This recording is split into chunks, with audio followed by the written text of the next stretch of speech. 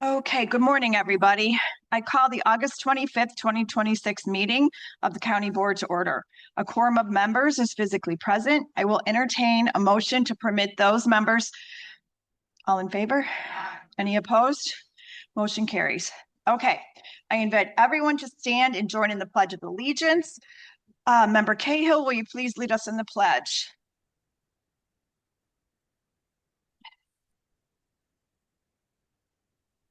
Republic for which it stands, one nation, under God, indivisible, liberty and justice for all. Okay, I now invite my friend and Pastor Susan Steinmiller at the United Church of Christ to lead us in the invocation. Please be seated.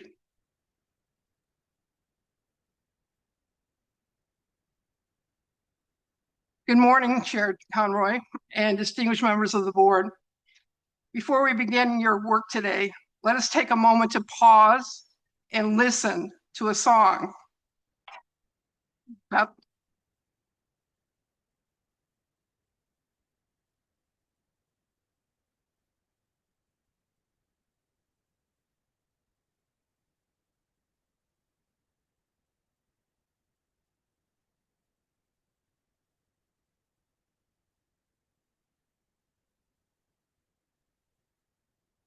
The song by Michael Jackson, Man in the Mirror, reminds us of our responsibilities as government leaders and community leaders.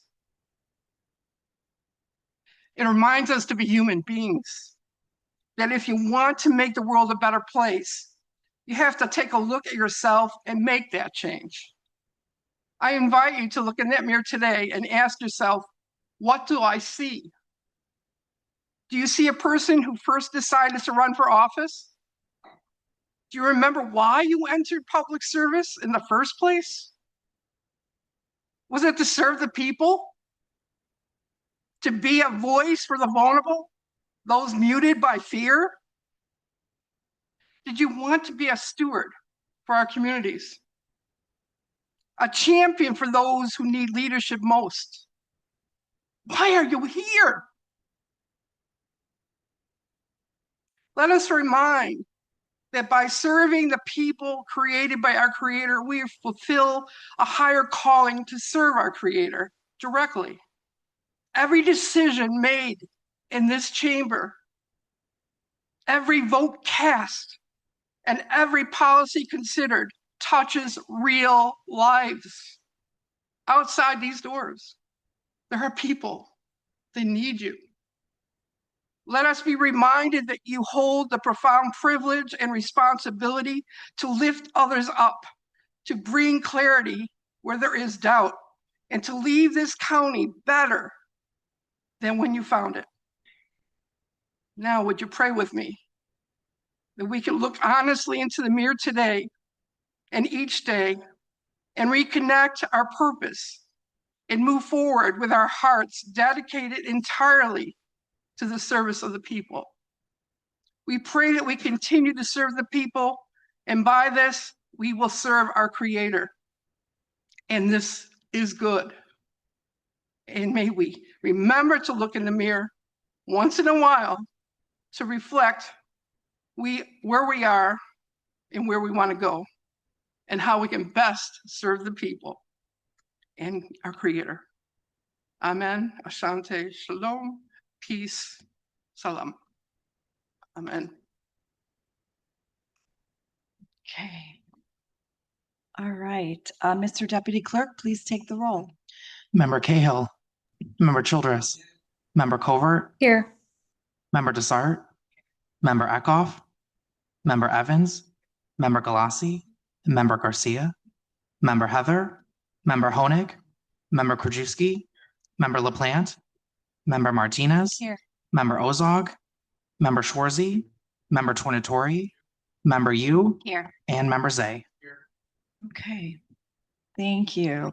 On the matter of public comment, according to our county board rules, members of the public shall be afforded time to address the board. Individual remarks shall not exceed 3 minutes. Our first speaker is Amy Cooney.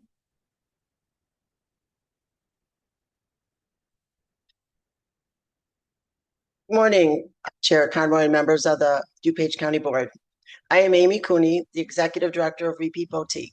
I was hired a year ago due to the essential support from the small agency grant awarded by the board this last year. Because of this, we are stronger, more stable, and ready to serve our DuPage neighbors every day. Thank you. Repeat is very grateful. Up to this point, Repeat has had a busy summer. So as of yesterday, we went back and looked at June, July, and August. We have served 934 families. And we broke it down. That's 3,855 individuals. This number represents people living in every single district of DuPage County. We have 70 volunteers who greet clients and receive and sort the donated goods and clothing every day. It was great to host members of Ozog and Zay who visited our center last week. Thank you for coming by. We loved it. Our doors are open. We'd love to have anybody come by at any time. On today's agenda, you will be voting for a $30,000 grant for Repeat Boutique to help expand our operations. Because the need for our services has doubled over the past 4 years, we expanded our volunteer team and strengthened our donor base. Currently, we serve more than 2,000 families annually, representing approximately 8,000 individuals. You break that down further, that gives you 3,000 adults and about 5,000 children. We have a fundraiser planned our first in October to help us with the operating costs. However, today's grant request is specifically to support the expansion of our facility, which is 6,700 feet currently. An adjacent 1,000 square foot space has become available, giving us an opportunity to expand without relocating and then allowing our volunteers to process donations more efficiently. This additional space also includes running water, which we don't have currently within our walls of the center. This expansion is not about expanding our office space. It is about creating the infrastructure needed to handle tens of thousands of donated items responsibly and efficiently, so they can quickly then reach the people who need them the most.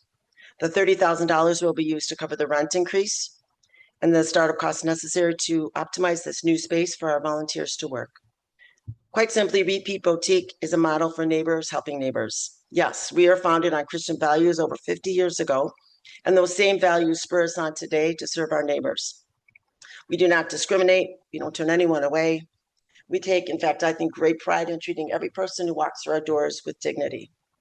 Your investment will allow us to continue responding to the increasing needs of DuPage County residents while remaining careful stewards of the generous donations entrusted to us. So thank you for your time and your consideration and your support of Repeat Boutique. Gail Josh.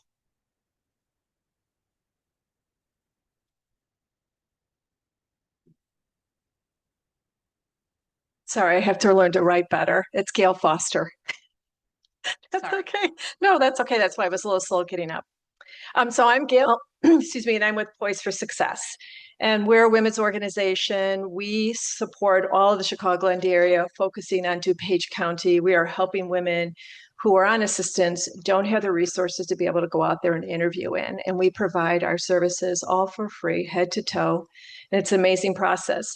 And what I am remiss is not saying good morning to everybody and thank Chair Conroy and the members of the county board, and especially our district board members for already being so supportive for our organization. And while we're small, but we're mighty, we believe that we make a huge impact, and we believe our contribution is one that is not a duplicated service, that what we provide is unique. We are all about not just clothes, but we also believe that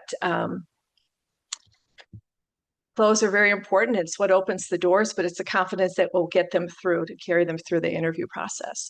And so we are all about giving them beautiful clothes, head to toe.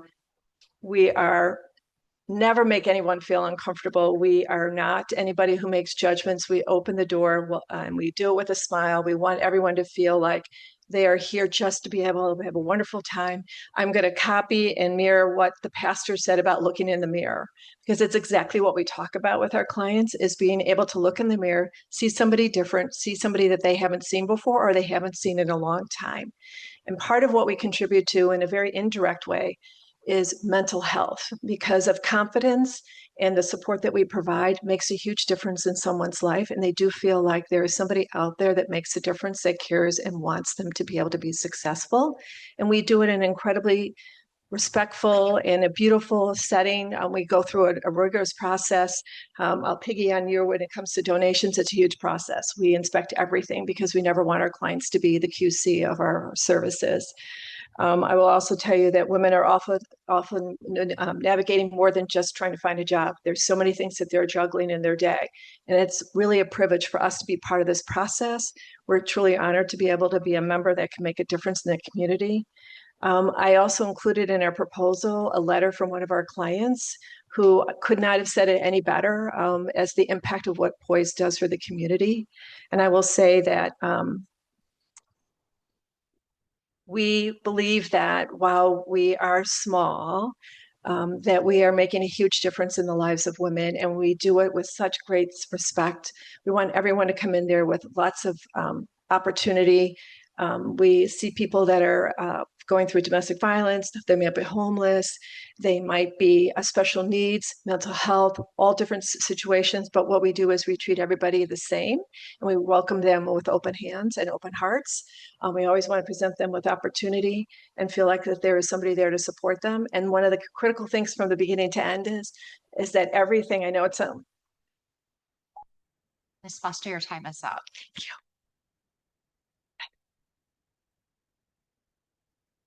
Maria Vesey.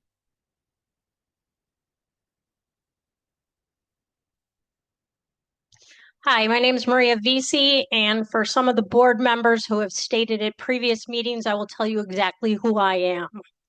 I'm the Addison Township Clerk, and I'm a resident of Itasca, Illinois. I am a voter, I am a homeowner, and I am a taxpayer. I hold one of the largest election sites in DuPage County in my township building, and I am in charge of that. This board is currently not funding that election that is coming up in November. Am I supposed to turn people away at the door and tell them, sorry, the ballots didn't get paid for? No, I'm sorry, I can't do that. We have been given a job. When we were elected, we were given a job to take care of our neighbors. Every single resident in Addison Township is my neighbor. I take care of those people, and one of those things I have to take care of is the election. I will not stand by as an American citizen, as a member of DuPage County, as a resident of Addison Township, and allow this board to not fund elections. And for one of the members in the back, by the way, I have a bachelor's degree in political science, so I've taken Government 101. I also have another bachelor's degree in American history, so I know how this works.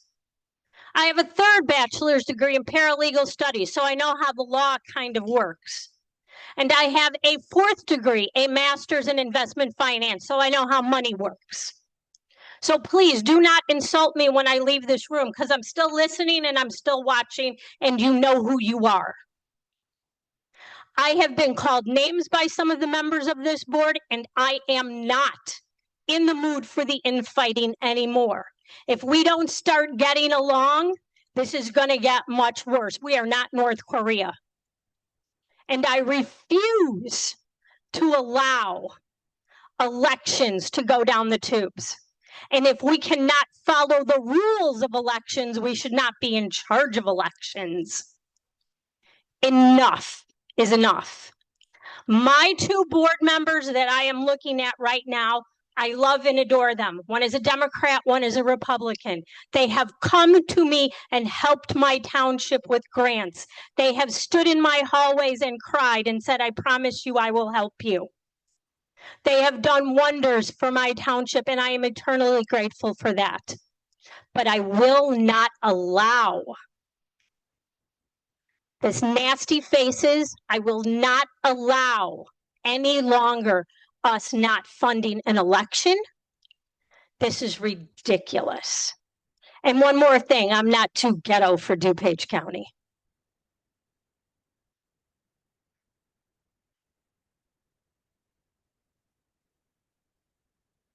Diana Martinez. Good morning, Chair Conroy and members of the DuPage County Board. My name is Diana Martinez, and I serve as the Executive Director for the Mackinac Arts Center at College of DuPage.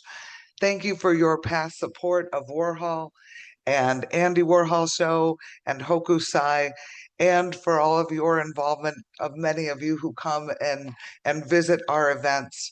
I'm here today to respectfully request the support for the $50,000 in county funding to help us promote our milestone season and expand free and affordable family programming. County support would help us to keep experiences accessible to all people in DuPage County and ensure that people throughout DuPage County and beyond know these opportunities exist. The MAC is no longer simply a college performing arts center. It's grown into a regional cultural destination and an impact gateway to DuPage County. A recent analysis of our ticket buyers shows that our audience now comes from all across the county, but also almost 20% of our patrons come from Chicago, Aurora, and communities beyond DuPage. This past Sunday, the Daily Herald featured the MAC in a front page story recognizing it as DuPage County's cultural town square and a regional cultural hub. The story noted that the MAC presents more than 380 events and welcomes between 100,000 and 140,000 visitors annually. Those visitors do more than attend a performance. They dine in our restaurants, they shop, they purchase gas, and they discover other DuPage attractions. When the county helps promote the MAC, it's also promoting DuPage County as a place to live, work, and invest. We now have powerful evidence that the arts are not simply an amenity, they're an economic engine. A recent study commissioned by the DuPage Foundation and Arts DuPage found that the county's creative economic impact generates in the billions of dollars. I can't give you the number because today at 5 o'clock, they're going to announce that with the Illinois Arts Council at the MAC. But I promise you, these numbers are numbers that would impress even Greg Bedloff. The study specifically recognizes the MAC as one of the institutions establishing our county as a premier destination for theater and performing arts. For every direct dollar of creative economy, another 61 cents is generated in other industries. These conservative findings do not even include what patrons spend in ancillary income at restaurants, stores, and other businesses. A $50,000 investment will help us reach more families, offer more free programming, and keep our ticket prices affordable. It will help us ensure that a family's income does not determine whether their children can experience the arts or not. This past Sunday, we hosted a free family festival with student performances, printmaking, dance lessons, mural painting, and the band 16 Candles entertained over 2,000 people comprised of families in DuPage who danced and sang along and had fun together. There's not too many places in our community where we do that often these days, and we're lucky to live in a community that enjoys the arts. We respectfully ask for your support. Thank you. Okay, if the board has received public comment via our online portal, per board policy, those comments were provided to members yesterday so they could be reviewed. Comments submitted electronically will be included in the minutes of this meeting. Today in my remarks, I'd like to begin by emphasizing that this board and I have always prioritized and supported election services in DuPage County. We generously budgeted an increase of 14% for the election division in 2026 at $7.47 million compared to the last gubernatorial election in 2022. They currently have $2.7 million remaining in their election division budget. Earlier this month, Finance Chair Paula Deacon Garcia and I became aware that the DuPage County Clerk had expended most of her budget line for postage, likely spending it for primary election in March. Here are the numbers. In the last gubernatorial election in 2022, the clerk spent $92,000 on postage. My 2026 budget provided a 200% increase in that line. moving it from $277,000 for this year's postage needs. To date, the clerk spent almost all the money in that line item, $276,569. I became concerned when over time the clerk failed to transfer money from other lines to shore up the postage budget. By refusing to act, the clerk is jeopardizing her office's ability to send out needed materials and vote by mail ballots in time for the upcoming election as required by law. The Uniformed and Overseas Citizens Absentee Act requires mailing by September 18th, 2026, and this deadline cannot be extended. These ballots take approximately 1 week to print. Further, the Illinois vote by mail statute requires official ballots to be mailed by September 24th, 2026. These vote by mail ballots, along with the trifolds the clerk's office sends out, take the clerk's office approximately 2 to 3 weeks to print.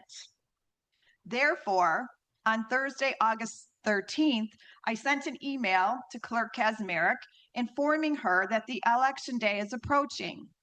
I want to ensure the DuPage Election Division has what is needed to carry out a free and fair election.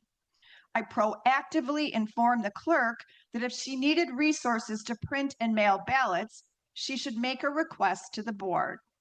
I told Clerk Kazmarek I would place a standing discussion item on the DuPage County Board's agenda moving forward until Election Day, allowing her or her staff to make any requests to ensure DuPage residents have the vital access to election services they deserve. That item is on the agenda today. In her reply to me, the clerk indicated she will not make such a request. Rather, she demanded a lump sum of $2.5 million without specifying how that sum would be used in service to our voters. Chair Garcia and I asked our finance department to review where the clerk's postage and printing lines were, providing the most accurate figures possible.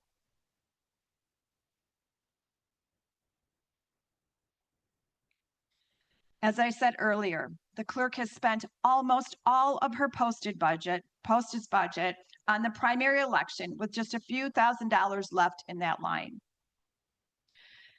As we move to the printing line, in 2022, the election division spent $412,931 on printing. This year's budget provided a 15% increase at $474,700. They have expended $351,126, or around 74% of the budget.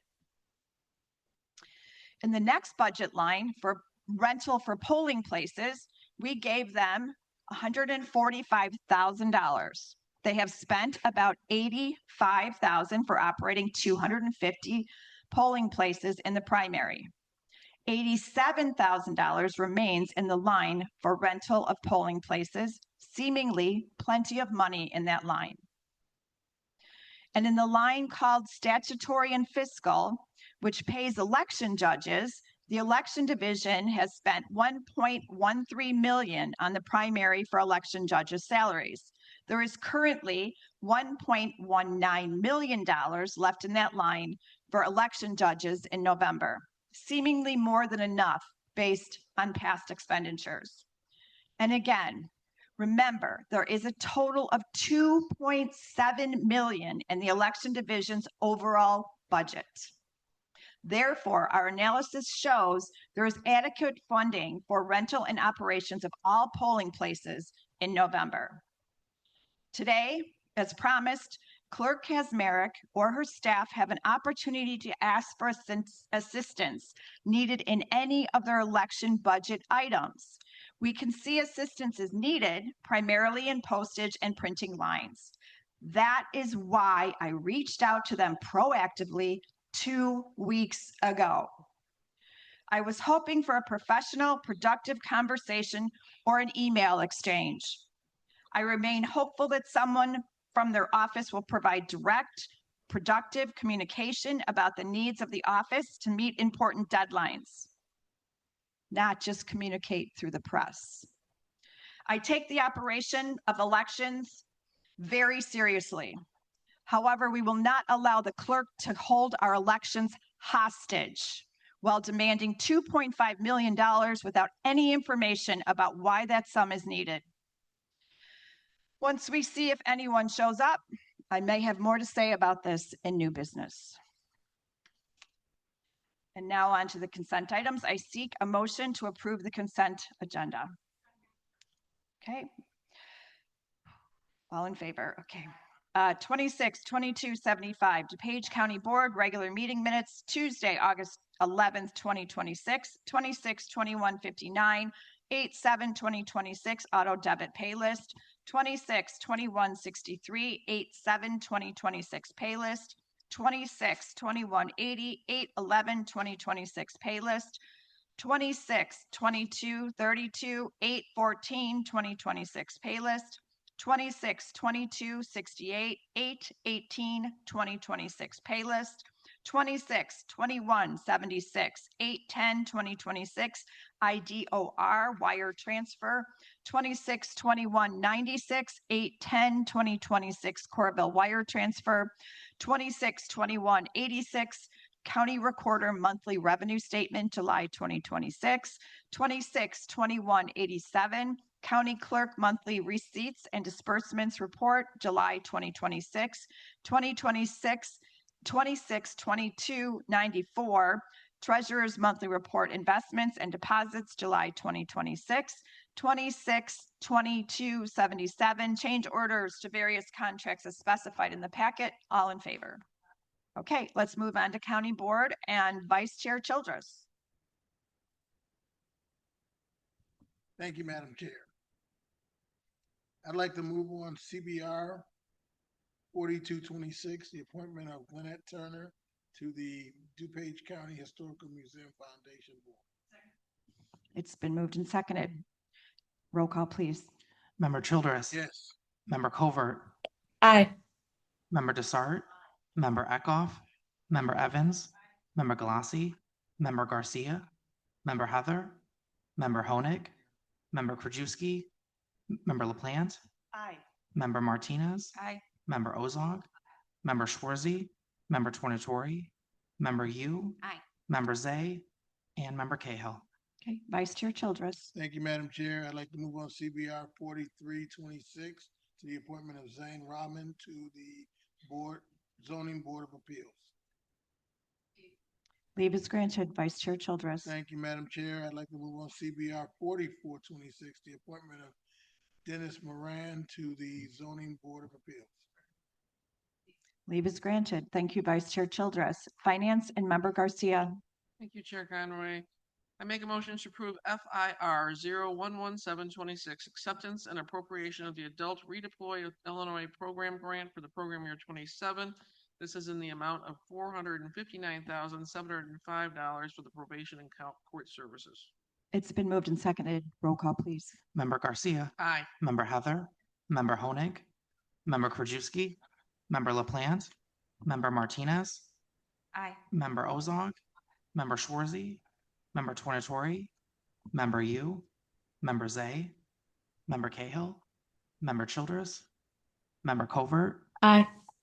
Member Desart. Member Eckhoff. Member Evans. And Member Galassi. Member Garcia. I make a motion to approve FIR 011826, acceptance and appropriation of the Section 53110 Northern Illinois Transit Authority, the grant in the program year 26. This is the amount of $898,720 for community services. Okay, leave is granted. Member Garcia. I make a motion to approve FIR 011926, acceptance of a scrivener's error in resolution FIR 011326 to amend Darien Lions Club to be Darien Lions Club Foundation. Okay, leave is granted. Member Garcia. I make a motion to approve FIR 012026, acceptance of a scrivener's error in resolution FIR 011426 to amend the Westmont Lions Club to be Westmont Lions Foundation. Leave is granted. Member Garcia. I make a motion to approve FIR 012126, approval of funding to Repeat Boutique Center in the amount of $30,000 for an infrastructure expansion. Roll call, please. Roll call. Okay, roll call, please. Mem- All done. Member Zay? Thank you, Madam Chair. Just want to thank everybody. I want to thank Member Ozog for going out to Repeat Boutique and Member Krajewski who's been out there prior. Again, this is a great organization. Needy residents are referred by our Human Services, by PADS, by Rural Relief, and many other organizations. And I heard earlier that people might vote against this because of the process. This process has been more open than we had in the past. I remember in previous years, we would go into 3,500 and we would see different organizations for all over the county, and I had no idea what these organizations did, who they served, or anything else. This actually opens this process up to the board members so we can all understand what they do, the work they do, and what they're asking. So again, I think this is a better process and actually makes the county board members do a little bit of work to get their organizations through. So thank you. Thank you. Member Zay? Okay, roll call, please. Member Garcia, Aye. Member Heather, Member Honig, Member Krajewski, Member LaPlante, Member Martinez, Yes. Member Ozog, Member Schwarzy, Member Tornatori, Member Yu, Aye. Member Zay, Member Cahill, Member Childress, Member Covert, Aye. Member Desart, Member Eckhoff, Member Evans, and Member Galassi. Okay, Member Garcia? Make a motion to approve FIR 012226, budget transfers for 8/25/2026 for various companies and accounting units. We'll need a roll call here too, please. Member Garcia, Aye. Member Heather, Member Honig, Member Krajewski, Member LaPlante, Member Martinez, Aye. Member Ozog, Member Schwarzy, Member Tornatori, Member Yu, Aye. Member Zay, Member Cahill, Member Childress, Member Covert, Aye. Member Desart, Member Eckhoff, Member Evans, and Member Galassi. Member Garcia? I make a motion to approve 26-2278. This is a request for support for investment in gun safes for county residents. Transfer of funds from 1,011.80 contingencies to transfer out Health Department General Fund in the amount of $25,000 to purchase and distribute gun safes to residents to increase safety in our communities during the Safety Saturday event on October 3rd, 2026. Okay, a member you. Thank you, Madam Chair. So I just want to provide a little bit of background with regard to this item, and I'm very excited about this. So guns are the #1 cause of child deaths in the United States, which is why Be Smart, a public education campaign, was launched in 2015 by Moms Demand Action for Gun Sense to promote responsible gun ownership and prevent child gun deaths and injuries. The S in SMART stands for Secure All Guns in Homes and Vehicles. M stands for Model Responsible Behavior Around Firearms. A stands for Ask about the presence of unsecured guns in other homes before children visit. R stands for Recognize the role of guns in youth suicide. And T stands for Tell your peers and community about being smart. 6 women and I started the Elmhurst chapter of Moms Demand Action in 2017, and we began tabling and volunteers began distributing Be Smart materials in 2018. We purchased our first biometric safe in 2021 off Amazon to demonstrate to the public how secure firearms could be used in the home and how easy it was to use. And when I got into the county board in 2022, the county board was focused on distributing ARPA dollars. And after speaking with Chair Conroy, it wasn't the right time to distribute free gun safes. But the county board passed our secure storage resolution in May of 2023. And Chair Conroy and I worked with the Regional Office of Education to bring forth a public safety letter on secure storage for all school districts. But a game changer in 2025, gun safety legislators like State Rep. Mara Hirschauer passed the Safe Storage Act, requiring locked containers for firearms in Illinois, and it took effect January of this year. And the Board of Health took up the cause after a presentation from Steve McHugh, our statewide Be Smart co-lead. DuPage County is now joining Kane County, Lake County, and Champaign County in distributing free gun safes, and it is thanks to Adam Forker at County Health, Board of Health Chair Sam Tornatori, and the Board of Health members, the support of all county board here and Chair Conroy and members including Member Honig. On behalf of Moms Demand Action for Gun Sense and Be Smart volunteers in DuPage, it is with sincere gratitude that I will vote in favor of this funding for $25,000 for 325 gun safes, what I hope to be the start of a very successful program. Thank you to my fellow board members for your support of this pilot program. Gun safety and specifically secure storage is a public safety and public health issue, and we've made that clear in DuPage. Thank you. Okay, let's take a roll call, please. Oh, I'm sorry, Member Honig, I apologize. Thank you, Chair Conroy. I just want to say thank you to Member Yu for those comments, and thank you to everyone else that spoke at the finance meeting about this. And just a few things to add. There were a few discussions that we had about not only obviously distributing these safes, but adding resources inside those safes, whether it's mental health resources, 211, 988 resources, or mental health resources to be added into the gun safes, adding more public awareness about many different things regarding gun safes and mental health services that we offer here in DuPage, and taking an active approach in proactive prevention. I know we talked about this, and Member Yu and a few others. I care deeply about this issue, and even if this saves just one life, that matters to me greatly. And I want to thank Chair Conroy, Member Tornatori, the Executive Director of the DuPage Health Department, Adam Forker, and his staff and our staff for the hard work that has gone into getting us here today. And to this point, they have done so much work, and we have the best staff in the state, and I just cannot thank them enough. And I also want to thank my seatmate Member Yu for her advocacy on this issue and her voice for so many years. It is an honor to work with you and to be supportive in any way, because this is just such an important initiative. And initiatives like this take collaboration, patience, and a willingness to keep moving forward. And I'm grateful to everyone who has made today possible. This initiative will not solve gun violence by itself, but every life we can protect matters. Every tragedy we can prevent matters. And every step forward we take toward a safer community does matter.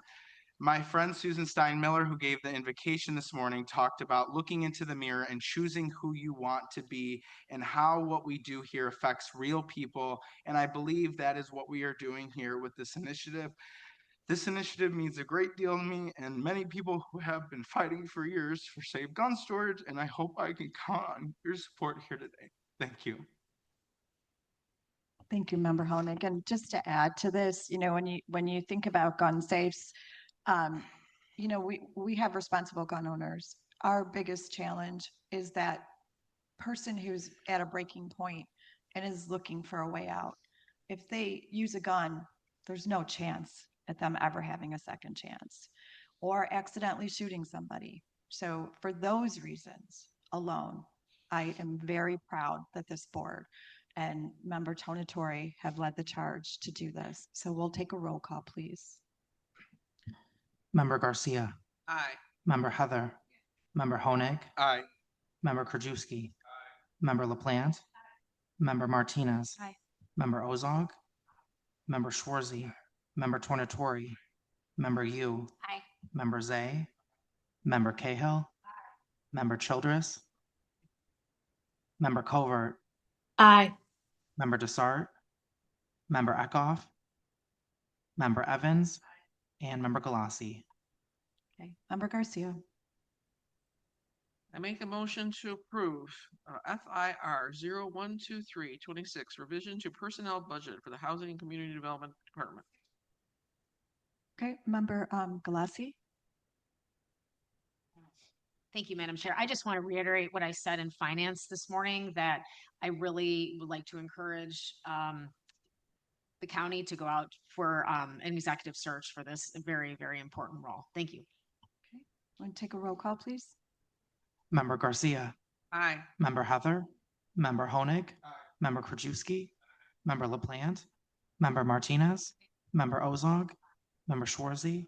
Member Tornatori. Member Yu. Aye. Member Zay. Member Cahill. Member Childress. Member Covert. Aye. Member Desart. Member Eckhoff. Member Evans. And Member Galassi. Okay, Member Garcia. I make a motion to approve FIO 000226 designation of surplus equity fund fees. Leave is granted. Thank you, Member Garcia. And just briefly, I would like to thank the board for the extra work that you've had to do for these small grants. I know it's more work, but unfortunately, in the past, we had a situation where a board member, I don't think intentionally, but got a grant for a really amazing group, but unfortunately was sitting on their board at the time. So we want to make sure that never happens again. So let's move on to Animal Services and Member Krajewski. Thank you, Madam Chair. I move on ASCO 0001-26, recommendation for the approval of an amendment to purchase order 7725-0001 for a contract issued to Hills Pet Nutrition, Inc. to increase the contract amount of $2,400, which will amend the contract to a total not to exceed $31,892.15. Okay, it's been moved and seconded. Roll call, please. Member Krajewski. Aye. Member LaPlante. Member Martinez. Aye. Member Ozog. Member Schwarzy. Member Tornatori. Member Yu. Aye. Member Zay. Member Cahill. Member Childress. Member Covert. Aye. Member Desart. Member Eckhoff. Member Evans. Member Galassi. Member Garcia. Member Heather. And Member Honig. Okay, Member Krajewski. Thank you, Madam Chair. Last move on ASP 0003-26, recommendation for the approval of contract to Midwest Veterinarian Supply to furnish and deliver Purina Pro Plan canine and feline pet food as needed to Animal Services for a contract not to exceed $52,073. Leave is granted. Thank you, Member Krajewski. Oh, but one thing on the update, committee update. Go ahead. Available, you can actually go on the Animal Services and they have a calendar coming out next year and people can pick a date, pay a couple bucks and get your dog, cat, or whatever animal you have on one of the dates there, or enter them in the contest right now. There's contests going on and people are voting on the best dogs, cats, animals for the monthly picture, but each individual days are available if you want to get one of your animals in a calendar. And I will ask Jillian to forward the link to all the board members and the chair. In fact, I think it's a birthday coming up, right? So maybe you pick that date. Thank you, Member Krajewski. Development and Member Tornatori. Thank you, Madam Chair. Move approval of DCO 30-26, zoning 2628. Conditional use to reduce the interior side setback for an existing shed from 10 feet to approximately 5.3 feet. It's been moved and seconded. Roll call, please. Member Tornatori. Aye. Member Yu. Aye. Member Zay. Member Cahill. Member Childress. Member Covert. Aye. Member Desart. Member Eckhoff. Member Evans. Member Galassi. Member Garcia. Member Heather. Member Honig. Member Krajewski. Member LaPlante. Member Martinez. Aye. Member Ozog. And Member Schwarzy. Member Tornatori. Thank you, Madam Chair. I move to approve DCO 31-26, zoning 2630, to approve a variation to reduce the lot size for a reserve lot from 40,000 square feet to approximately 23,230 square feet, and a variation to reduce the interior side setback from an existing place of assembly on proposed lot 1 from 40 feet to approximately 6.1 feet. This was denied by the zoning hearing officer as well as the development committee, and if approved would require a supermajority of 14 votes this morning. Okay. Is there any discussion? Okay, roll call, please. Member Tornatori. No. Member Yu. Nay. Member Zay. Member Cahill. Member Childress. Member Covert. No. Member Desart. Member Eckhoff. Member Evans. Member Galassi. Member Garcia. Member Heather. Member Honig. Member Krajewski. Member LaPlante. Member Martinez. No. Member Ozog. And Member Schwarzy. Member Tornatori. Thank you, Madam Chair. I move approval. Oh, I'm sorry, Cahill. Member Cahill. Member Tornatori. Thank you, Madam Chair. I move approval of DCO 32-26, zoning 2631, a variation to reduce the front yard setback for a new covered porch from 27 feet to approximately 15 feet. Okay. Okay, it's been moved and seconded. Roll call, please. Member Tornatori. Aye. Member Yu. Aye. Member Zay. Member Cahill. Member Childress. Member Covert. Aye. Member Desart. Member Eckhoff. Member Evans. Member Galassi. Member Garcia. Member Heather. Member Honig. Member Krajewski. Member LaPlante. Member Martinez. Member Ozog. And Member Schwarzy. Okay, Member Tonatori. Thank you, Madam Chair. I move approval of DCO 33-26, zoning 2631, a conditional use for an accessory dwelling unit and a conditional use to allow an existing detached accessory building to remain less than 10 feet from the interior side setback where the detached accessory building has existed for at least 5 years. Okay, leave is granted. Thank you, Member Thank Tonatori. you, Madam Chair. Okay, Economic Development, Member Yu.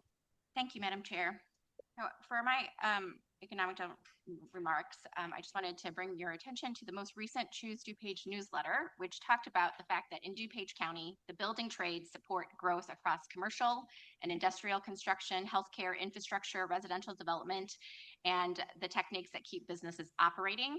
Karen Charvat at Power Forward DuPage recognized several years ago that skilled tradespeople were retiring faster than young adults were entering the industry, and in response created the DuPage County Trade Apprenticeship Expo to introduce high school students, postgraduates, and young adults to careers in the building trades.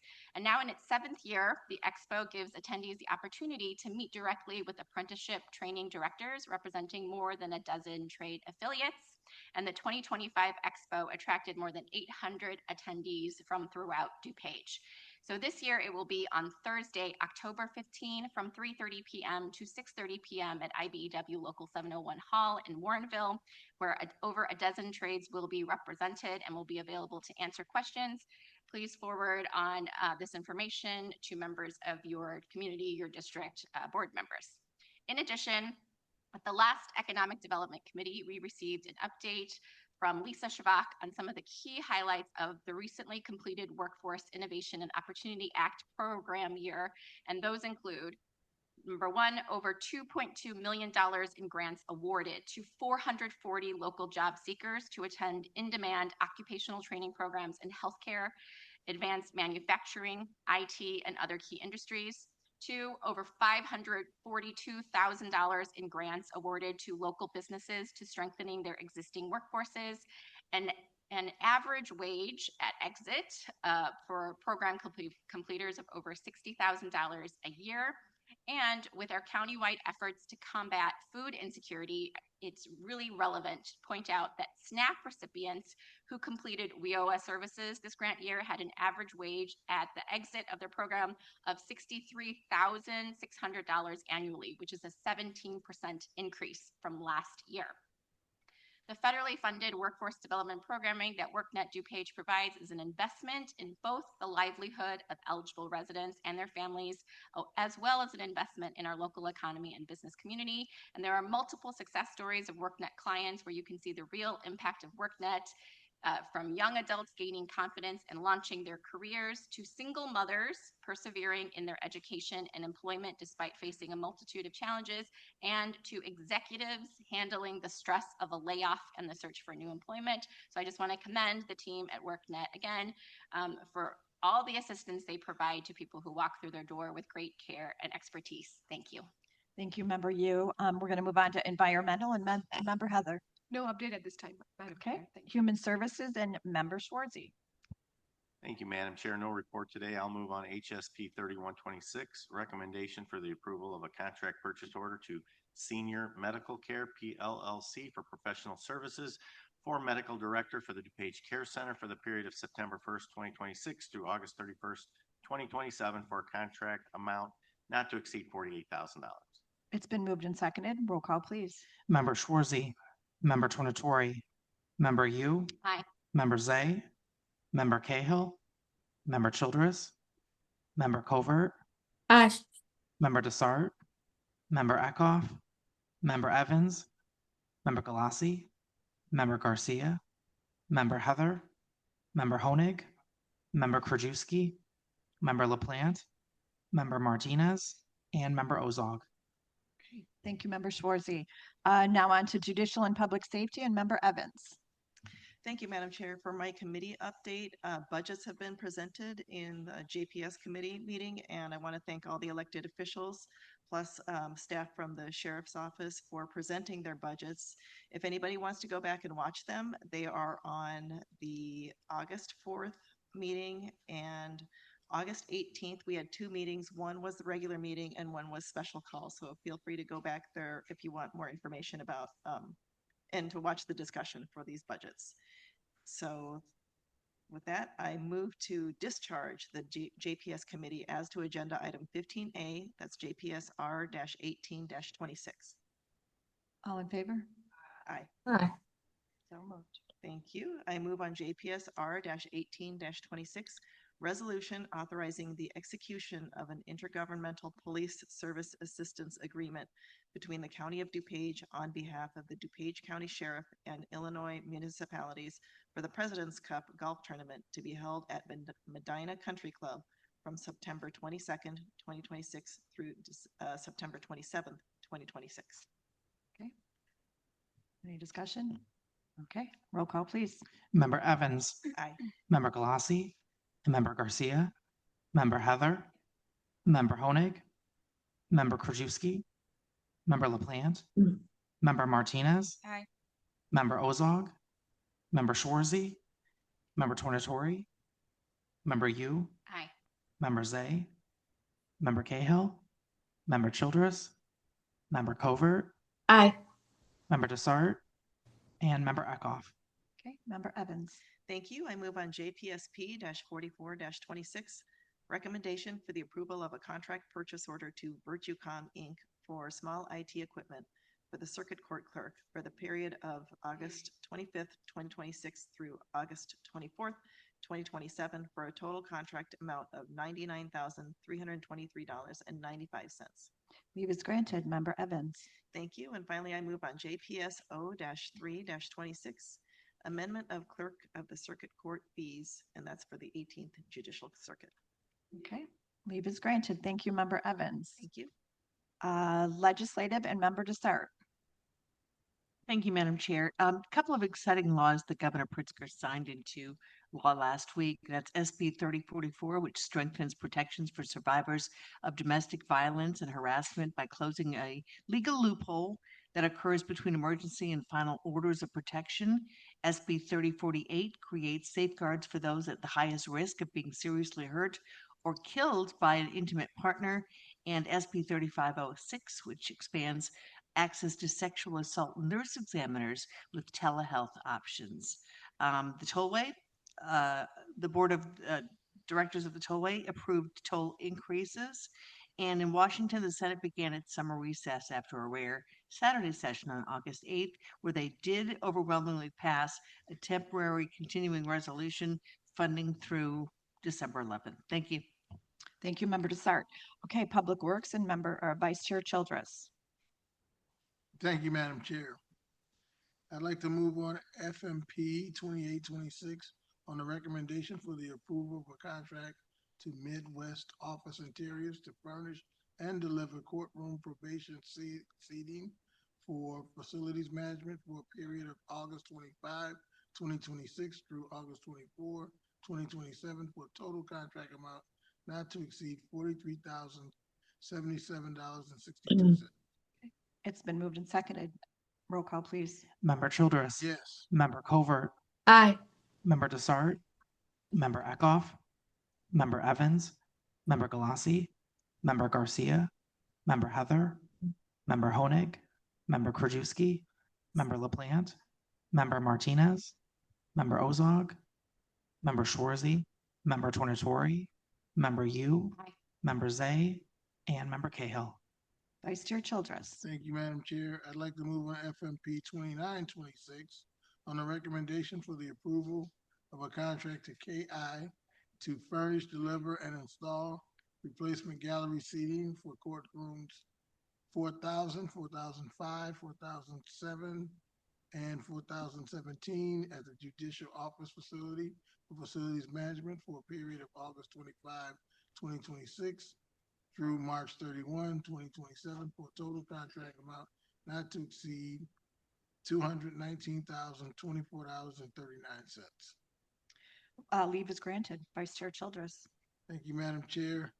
I'd like to move on FMP 3026 on the recommendation for the approval of a contract to Stone Group for grease trap and sewage ejector pit cleaning services for facility management for a period of September 1, 2026 through August 31, 2027, for a total contract amount not to exceed $80,000. Leave is granted. Vice Chair Childress. Thank you, Madam Chair. I'd like to move on FMP 3126 on the recommendation for the approval of a contract to Fox Valley Fire and Safety Company for preventive maintenance, testing, and repair of the non-Edwards system, technology, fire alarm, and life safety systems for county facilities for a period of August 28, 2026 through August 27, 2028, for a total contract amount not to exceed $319,300. Leave is granted. Thank you, Vice Chair Childress. Stormwater and Member Zay. No report, Madam Chair. Okay, thank you. Technology and Member Covert. Thank you, Madam Chair. I move on TE-P-15-26, recommendation for the approval of a contract purchase order to Gartner Inc. for one subscription for executive programs B2 guided team advisor member and one subscription for executive program B2 guided promo team leader for information technology for the period of October 1st, 2026 through December 31st, 2027 for a contract total amount of $199,375. Okay, it's been moved and seconded. Roll call, please. Member Covert, Aye. Member Desart, Member Eckhoff, Member Evans, Member Galassi, Member Garcia, Member Heather, Member Honig, Member Krajewski, Member LaPlante, Member Martinez, Aye. Member Ozog, Member Schwarzy, Member Tornatori, Member Yu, Aye. Member Zay, Member Cahill, and Member Childress. Member Covert. Thank you, Madam Chair.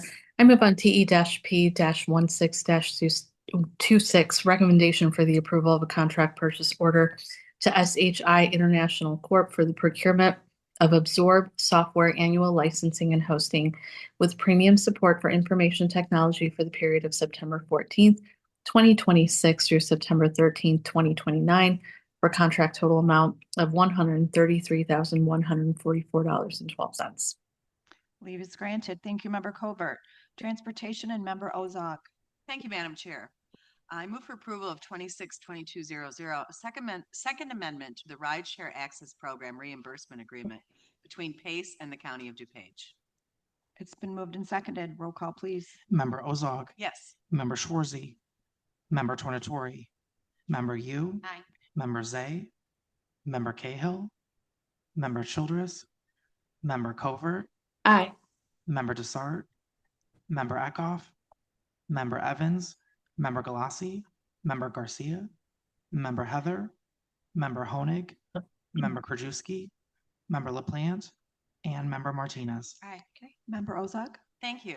I move for approval of DTO 126, ordinance authorizing the execution of an easement agreement between the County of DuPage and the Forest Preserve District of DuPage County for the granting of permanent and temporary easements within Hawk Hollow and the West Branch Forest Preserves, which are declared necessary and convenient for the improvement of County Highway 11, Army Trail Road by the County of DuPage. County cost $228,923.18.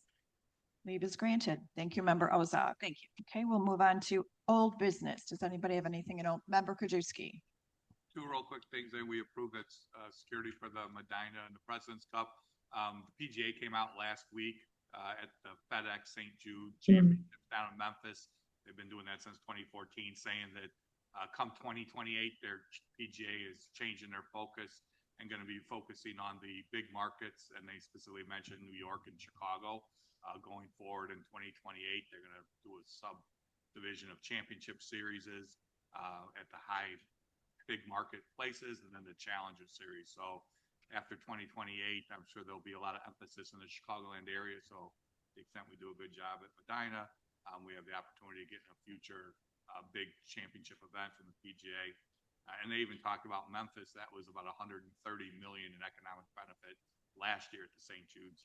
And the second thing, just as we've got the upcoming budget, I know we're running at a surplus this year. So one of the things to consider moving into the budget season is stormwater. I've brought up a few times at stormwater about doing more projects, but I know our stormwater staff is kind of filled their plate with all that stuff.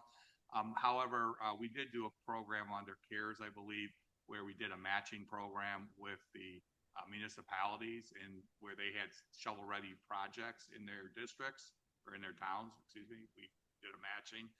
So I would suggest maybe thinking about doing that this coming year. Member Krajewski, they can't hear you. Can you on? I don't think the audio has been working today. Just meeting, so, but yeah, a little closer maybe. Perfect.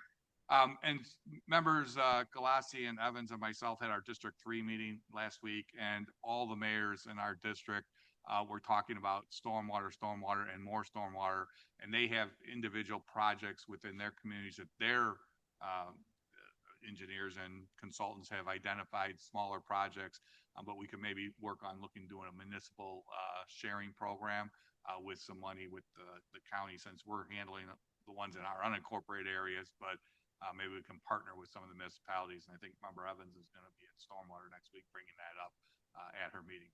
Thank you. Anybody else in old business? Okay. All right. And Member Krajewski, I can't agree with you more. I think that's one of the biggest issues right now.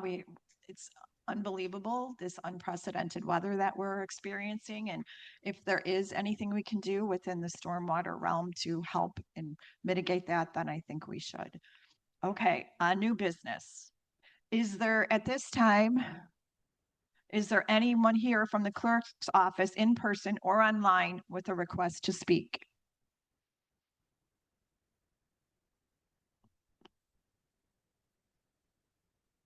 Okay, seeing none, the doors are not locked, no. We believe it is a critical function of the clerk's office to administer elections, including the important vote by mail program. As county board chair, I will do everything I can to provide voters access to the ballot and election integrity for the November election. We will not allow the clerk to hold our elections hostage by failing to move funds into the necessary lines, allowing her staff to mail out critical materials. I've conferred with the state's attorney's office and our finance department.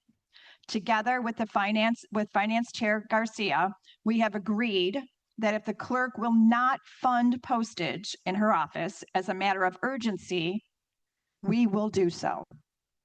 We estimate from past spending and current trends, the clerk's office needs $440,000 in the postage line to complete the necessary mailings to adhere to the requirements for vote by mail and election notification requirements by law.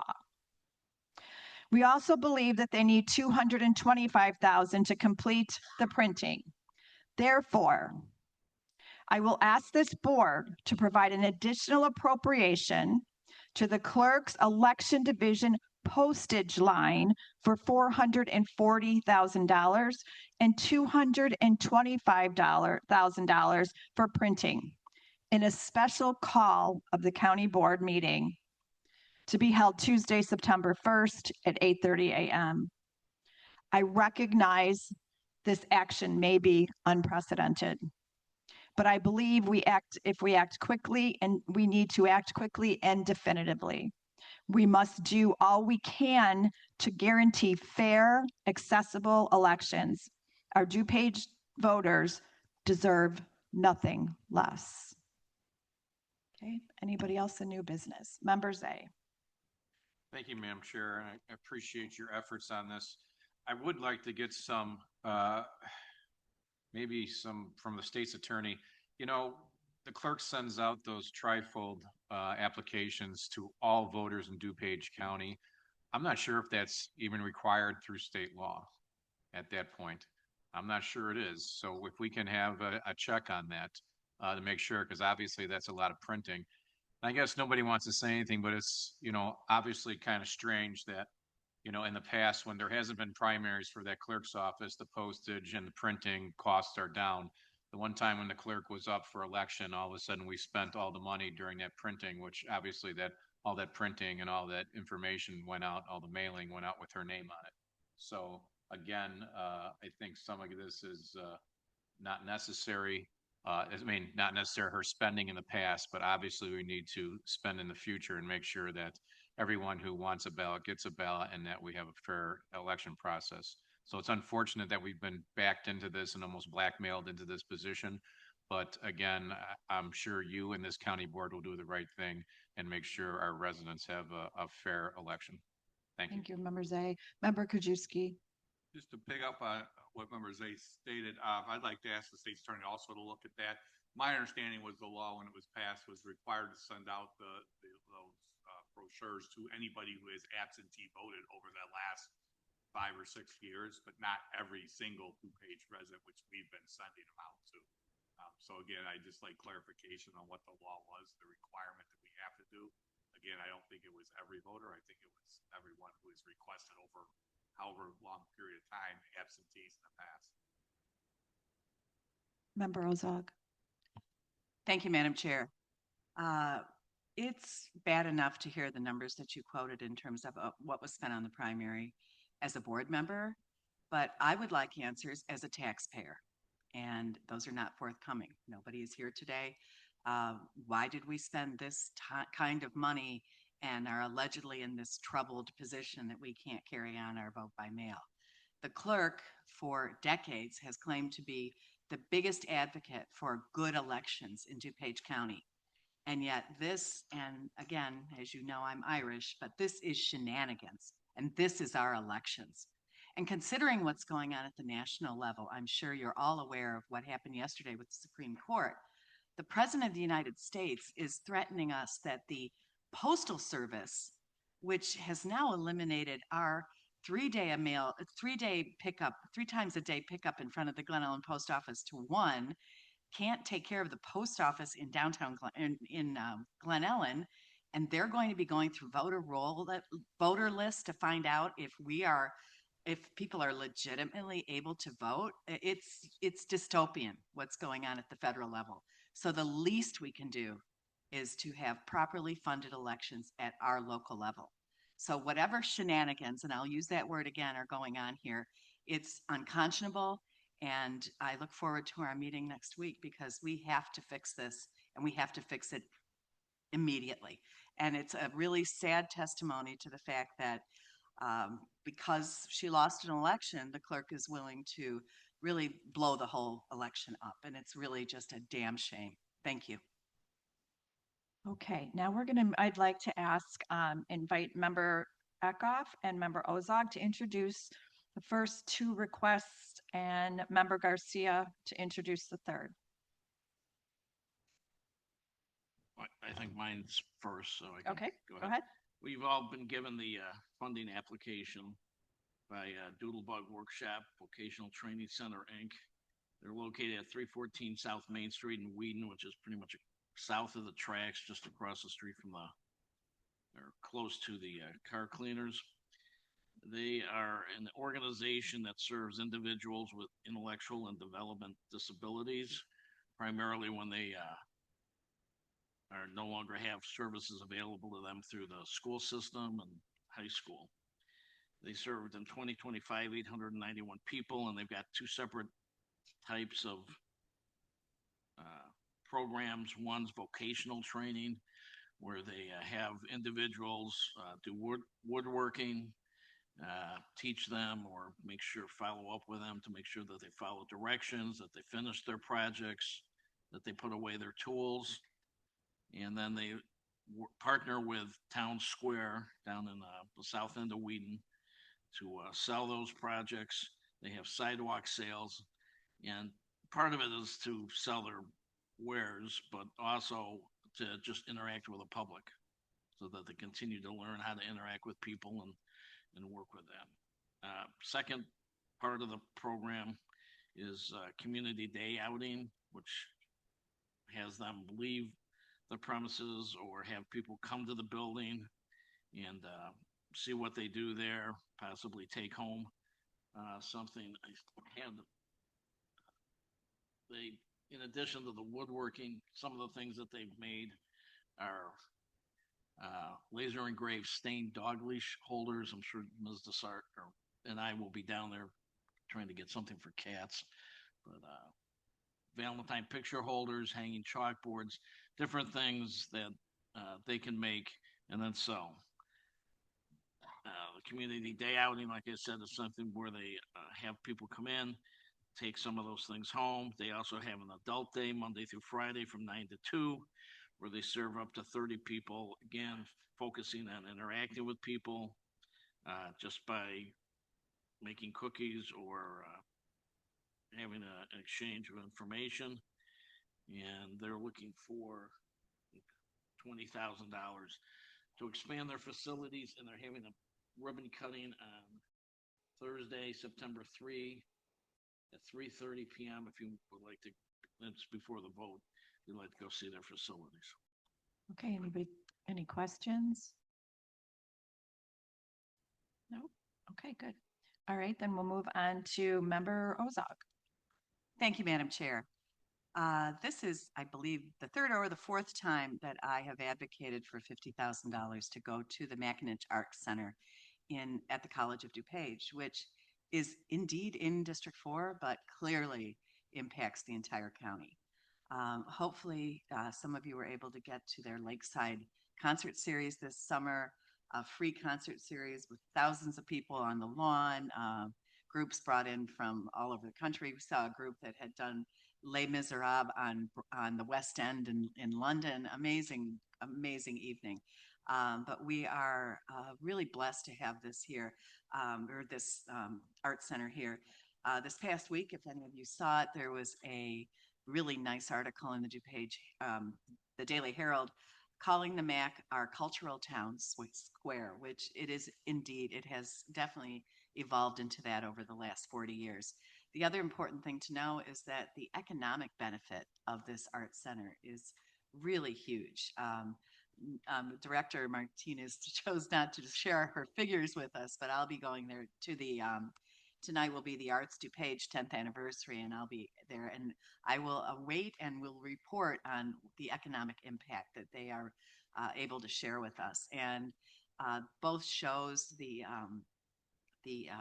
so I never say it correctly, and the Andy Warhol show both brought huge outpour. Many people from other areas came and definitely made a huge economic impact on DuPage County, especially in the years and months right after COVID. So they've done a really great job with the money that we've been able to allocate to them, and I hope I can look for your support. It truly benefits the entire county, and it certainly it elevates all of our lives. Thank you. Any questions? Member LaPlante. Thank you. So I have an issue with these MAC grants. So the fact that we're not even sure if this is the third or fourth amount, like 50,000 grant that we've given, that's problematic. We had issues with the MAC following the guidelines for the other in the past when we have given them $50,000. So for example, we gave them $50,000 for the Warhol exhibit after the exhibit was over. And Member Ozog said we needed to do that so they could break even, because she said that it wasn't as successful as Frida.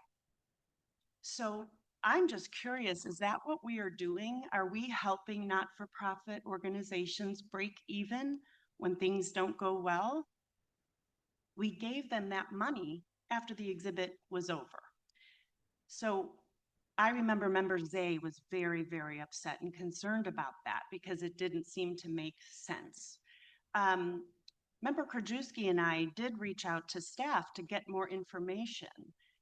And what we got had a lot more, just gave us more questions. So if we take out feelings and emotions and just look at this logically, shouldn't we all have the same, every single organization have the same approach to receiving county funds? For example, they were supposed to show us and file a report to show what they did with the money. They never did. But because myself and Member Krajewski reached out to Nick and said, we really need to see that, he went to Diana Martinez and got, I guess you could call it a spreadsheet, like a reckoning, but I showed it, you know, all the CPAs, the subject matter experts on this board looked at it and they said they'd never seen anything like that. And Nick had to go back and say, these numbers don't even add up. They don't match. They're not correct. So it didn't even pass our standards. She then submitted another one and it showed that they were never in danger of not, how did she say it, to break even. So in other words, they didn't need that $50,000 because they did break even and they made $82,000, $82,001.65. So they didn't need that $50,000. So then she said, well, we can put that to use for the Hokusai exhibit. But we already said that that money was going to Warhol. So this is where I say we're getting into a little bit of trouble here. Now, what I find interesting is there wasn't anything specific said about how this $50,000 would be used. It was just going to be used to make things more affordable. That's not super specific, right? And so to say that if we're going to hold other organizations or other departments responsible for having the right line items, for following procedure, for making sure we put money in the right account, don't we have to do that for everyone? Isn't that just pure logic? Because I'm afraid that if you vote and say, yeah, let's give them this money on top of either 100 or 150 we've already given them that we don't even know if they followed the guidelines for which we approved, then we can't really point the finger at other people when they don't use the right line items. Do you see what I mean? Because then we don't have a leg to stand on. It should be where we have the same standards and approach. Of course, I think that everyone should be following the rules and the bylaws. And that's what my point is. If we're going to demand it of the clerk, rightfully so, we should also demand it of ourselves. And I just don't see this as, I mean, my goodness, that was sloppy. The response we got from the MAC, and it wasn't up to par when we looked at the finances. Maybe Nick, you can send out to all the board members. You sent it to me in 24. I can help you if you need to find that email again, but maybe everyone should look at that and go back and see what happened the last time we gave them $50,000 over like a few times. It wasn't used for what they said it was going to be used for. So I'm definitely a no on this. And I really encourage my colleagues to come up with a logical across the board plan by which we govern and expect people to do the right thing fiscally. Thank you. Well, thank you, Member LaPlante. I My name assume, was used. yes, I'm going to call on you, but I would assume, Member Ozog, and you can address that in your remarks, that you followed the procedure. The state's attorney looked at what you put through. So please respond to all of what was said. I'm going to start by stating that Member LaPlante's lack of support for COD is well known. I'm going to state that. Secondly, the total request here for $50,000 will be used for their 40th anniversary, and I was told a WGN TV campaign promoting this 40th anniversary season, $15,000. Comcast television commercials, $10,000. Chicago Tribune Sunday season advertisement, $5,000. Carol Fox and Associate Public Relations and Media Campaign, $20,000. If you want people to come to your events, they need to know about it. So this will be used for publicity. Calling reports sloppy when they have done such fabulous exhibits and did not get, and first of all, I do not appreciate the response to, I don't have it at my fingertips. I do know for a fact though, COD got no CARES money and they got no ARPA money the first year that both of those funds were available early in the pandemic. And obviously what would be more impacted than an art center, because nobody could come there and they have to postpone the first show, the Warhol show, a lot of headaches. But I have great faith in both Diana Martinez and what they do at COD. And I think this 40th anniversary is really important. And I think that we're going to find out when they discuss the fund or the economic development, which Member LaPlante formerly was chair, that they do bring an awful lot of economic development to the county, not to mention the educational aspect and frankly, the entertainment aspect. And again, I beseech you, go to these lakeside concerts. They do a marvelous job. And I have 100% faith in the fact that this money will go to the purposes that they have stated. Thank you. Thank you, Member Ozog, for following the new procedure. I know it's a lot of extra work, but I appreciate you and the state's attorney. Member Martinez. Thank you. My comments is, well, one, I appreciate the arts and I appreciate DuPage County. Sorry, the College of DuPage for putting this together. I know it's a big endeavor and it does help the community a lot in so many different ways.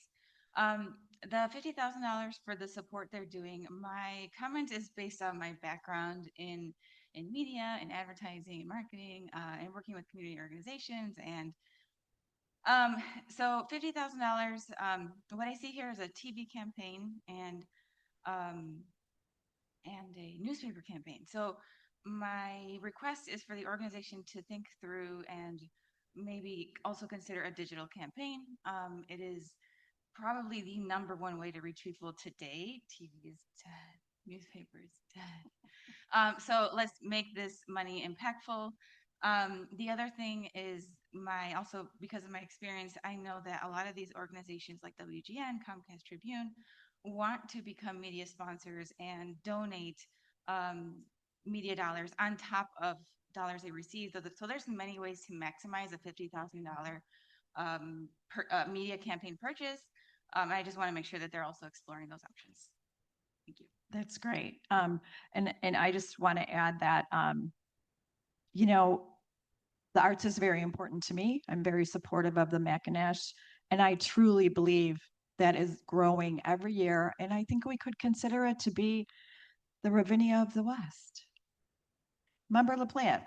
Thank you so much. I forgot one part that I wanted to mention when I was talking about it was sloppy, and here's why. Ms. Martinez came and gave a fantastic presentation. I don't know if you all remember this in 24, asking for $65,000 for the Warhol exhibit. And let's see, that date was in, I think that was, let's see, I'm sorry, I have all of my notes here. It was 6 months, I think, ahead of the exhibit. But then guess what? So we all did a consensus vote. Do we want to support the MAC and the Warhol exhibit? And I remember raising my hand and saying, absolutely, you're always going to get a yes from me to support the arts. And we gave consensus, but then it never came back until September 26th. And that's when I think it was Member Zay kept saying, but why did they not fill out the form? Why didn't they? Because there was paperwork that the MAC had to supply and it was never supplied. So it never got put on the agenda. And Member Ozog said there was an issue about where this money could land, and that was a problem. And to be honest, she was in the middle of running this nationwide exhibit, basically. And that's when Member Zay said, I understand they have a lot going on, but they've got to have someone over there that can get us the paperwork. If they want the money, they have to kind of like do it ahead of time so it doesn't look so bad. So those aren't my words, those are quotes. So that's what we were told, is that they were too busy and overwhelmed to file the paperwork. So we gave it to them again after the exhibit was closed. They did not follow up on a report. When I asked for a report of how that funding was used, it was subpar. So those are simply facts, and I just wanted to state them for the record. Thank you. Okay. And in the past, there perhaps have been some subpar things. This time, thank you, Member Ozog, for going through the process as we have re-established it. It is a little bit more work, but what you have done is exactly what we've asked for. Member Desart. Thank you. I just wanted to weigh in here. 2 weeks ago when Member Zay brought us his grant option, and I wasn't called on with my question, so I called him right after the meeting, and I asked him to identify exactly how that 30 grand would be spent, and he got back to me right away. He said it's all in the packet, 20,000 for the additional rental, and then $10,000 for everything else, Wi-Fi, carts, etc. And I said, could you break that down anymore? And he didn't get back to me. Nothing against you, Member Zay. I'm just saying that regarding Member Ozog, that's why I appreciate her saying exactly what the breakdown is for this particular project. So, Member Ozog, thank you for breaking down how this money will be spent. Thank you. Member Ozog. Did you say me? I did. Okay. For Member Martinez's question about the way the money will be spent, public relations and media campaign, I'm sure that Diana Martinez will be listening to your comments about digital, and I'm sure that that will be a part of what they plan to do in terms of getting the word out about the 40th anniversary celebration. Thank you. Okay, Member Zay. Thank you, Madam Chair. My name was used a few times. I'm just disappointed. I mean, we can have these little fights back and forth and do whatever. I mean, someone did get back to me and after the meeting, I mean, I'm not going to ask my charity to break it down. Carts, $248.45, and a new table, $324.64, and chairs and everything else. They broke it down the way they should have. I'm confident they're going to use that money in the way they have. If we don't trust each other here on this board floor to do the right thing, and the right thing is for our charities, for 501c3s, people who need this money, people who come here and take time out that they could be spending at their charity and helping people come here to explain why they need that extra money, then what are we doing here? I mean, we're talking about the past and everything else. Let's move forward. I think I don't know if it was Socrates or somebody said only cowards look backwards, or maybe it was Mike Ditka. Maybe that's what it was. But, I mean, again, we have to have faith that we're going to do the right thing. We're sending it to the state's attorney's office. They're okaying it. Our staff's looking at it. And we have plenty of sets of eyes on this. So again, I hope this is not going to be on every one we do here, because it's going to be a long process. Again, we're here. And as our invocator says today, we're here to do the right things and look at ourselves. And I think we all do that. So hopefully we'll move forward, get the information we need, and make those decisions that we have to do to help the public. Thank you. Thank you, Member Zay. Member you. Thank you, Madam Chair. I just wanted to highlight again some of the numbers that COG and the MAC actually gave us, which is that analysis of their ticket buyer database shows that 39% of the patrons to the MAC travel from outside DuPage County, including Cook, Kane, Will, Lake, Kendall, and McHenry counties, and that using the nationally recognized AEP6 methodology, attendees at the MAC Center Performances generated an estimated $2 million in spending during the 2025-2026 season. That is no small change, particularly if they're requesting for the $50,000 here. And I recently went to their Lakeside Pavilion concert series, and I was astounded by the number of people who showed up for that concert that I was at. It was really, really amazing. So I do support this $50,000. Thank you. Thank you, Member Cahill. One last point I want to make is that the certainty is in the designation. The IRS designates them a 501c3. They have to fill out tons of paperwork in order to be a 501c3 organization. That gives me comfort that these are all really good organizations. They all have to, many at a certain income level have to be audited. So I feel comfortable with this grant because, and the other ones too, because, if they're 501c3s and we're going through the process, then it's good for me. Okay. Then anybody else? Okay. Yeah, I wish. We have one more, Member Garcia. Sorry, I got one more, guys. Yeah, I am proud to bring forward a grant for Poised for Success. They've been before us before. They are continuing to do great work in our community. They help women who basically, might get, let's say work net training, but then they can't actually go and interview because they don't have the outfits to go and do so. So then they literally go and work with Poise for Success, and it is a wonderful experience for them. They get professional interview clothing, they get everything they need.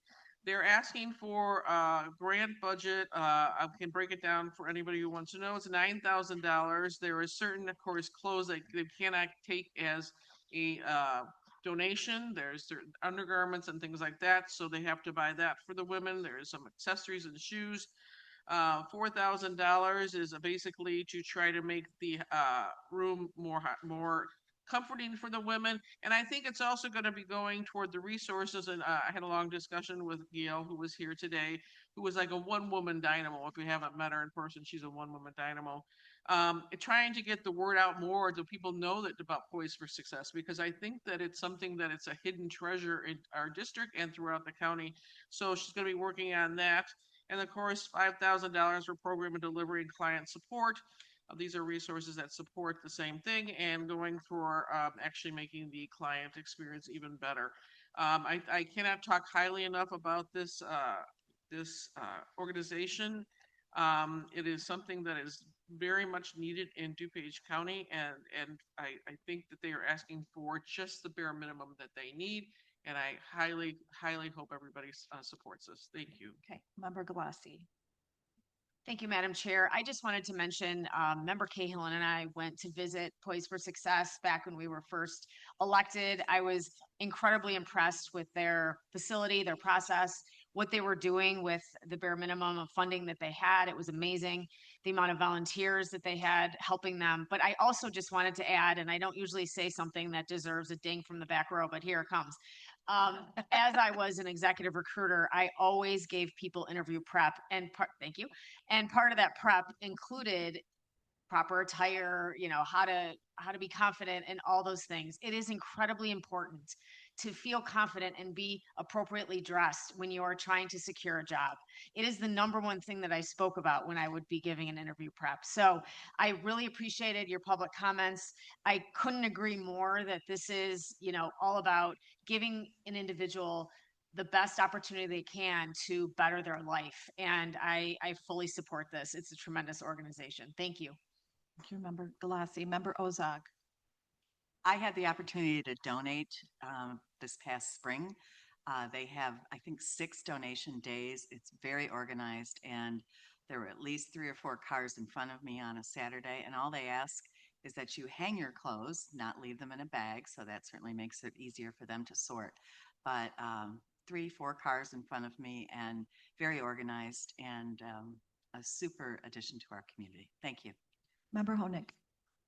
Thank you, Madam Chair. I'll be quick. I just want to echo what Member Garcia said. I had the opportunity last year to visit Poise for Success. They are very close to my office, so it would be, it's right around the corner. And I mean, they run a tight shift. Gail is an incredible woman that, like you said, is a one-woman dynamo there. And again, even what Member Galassi said, the confidence portion, it is every step of the way. They follow through, they follow up, and the testimonies from, the women that have gone there are just incredible. They speak for themselves, and it is just an amazing organization that does wonders for the women that go there. And I just wanted to say how much I support this. And thank you. That's it. Okay, Member Krajewski. Thanks. I know they've been in front of us a lot, and they're out at every economic forecast event we do at Choose DuPage, and I just saw them downstairs. They have a table at the veterans. I think I saw members Cahill and Galassi at the table downstairs. So we might go see them. They're down there, but I'm surprised they only asked for 18,000. Thank you, Member Krajewski. Anybody else? Okay, anybody else in new business? Anything? Okay. I am informed that we have matters before us requiring us to go enter into executive session. I'll ask those not associated with the executive session to please exit the room. I'll take a motion to go into executive session pursuant to Open Meetings Act 5 ILCS 120/2 C11 pending litigation. Okay, it's been moved and seconded. Mr. Deputy Clerk, please take the roll. Member Cahill, Member Childress, Member Covert, Aye. Member Desart, Member Eckhoff, Member Evans, Member Galassi, Member Garcia, Member Heather, Member Honig, Member Krajewski, Member LaPlante, Member Martinez, Here. Member Ozog, Member Schwarzy, Member Tornatori, Member Yu, and Member Zay. Okay, now that we're back in open session, Mr. Deputy Clerk, please take the roll to ensure quorum. Member Cahill, Member Childress, Member Covert, Here. Member Desart, Member Eckhoff, Member Evans, Member Galassi, Member Garcia, Member Heather, Member Honig, Member Krajewski, Member LaPlante, Member Martinez, Here. Member Ozog, Member Schwarzy, Member Tornatori, Member Yu, and Member Zay. Okay. Please welcome DuPage County Ethics Advisor, Dan Hanlon. I'm sorry, Member Zay. Madam Chair, before we start, I just wanted to say, I remember when I turned 40, and I hope you have a great birthday tomorrow. Happy birthday. Thank you so much, Member Zay. Okay, appreciate that. He's only being nice to me because I broke my leg. Okay.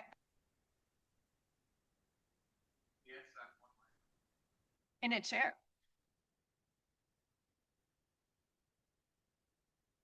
I figured there'd be a mass exodus. I assume some of you have already done this online.